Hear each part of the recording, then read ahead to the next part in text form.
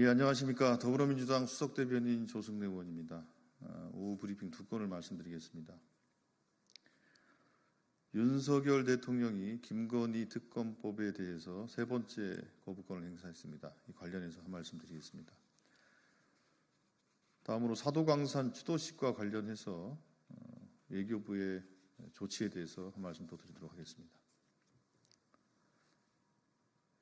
윤석열 대통령은 민심을 거부한 권력의 말로를 기억하십시오. 윤석열 대통령이 김건희 특검법에 거부권을 행사했습니다. 김건희 특검법에 대해서만 벌써 세 번째 거부권 행사입니다.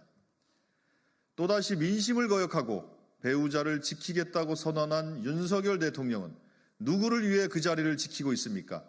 김건희 여사입니까? 윤석열 대통령의 뻔뻔함에 치가 떨릴 지경입니다. 국민의 명령을 거부한 대통령을 국민은 용서하지 않으실 것입니다.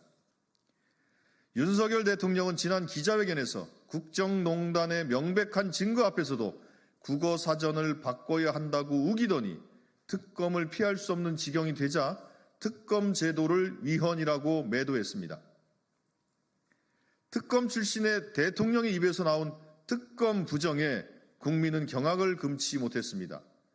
그런데 윤석열 대통령은 오늘 다시 한번 국민의 절망의 쐐기를 받고 죄를 뿌렸습니다. 특검을 거부하는 자가 범인이라던 윤석열 대통령의 일가를 대통령께 돌려드립니다.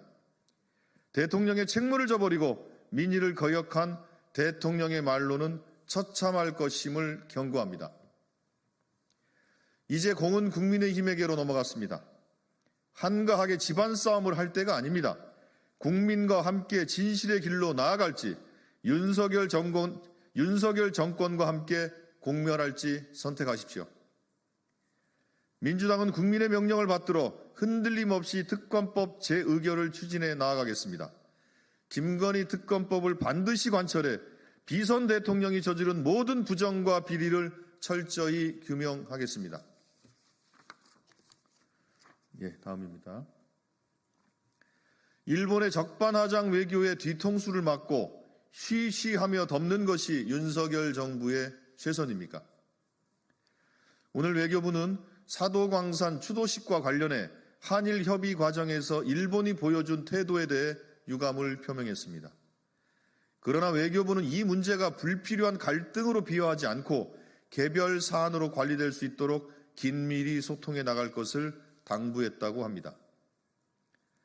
일본의 적반하장 외교의 뒤통수를 맞고도 쉬쉬하며 덮는 것이 윤석열 정부의 최선입니까?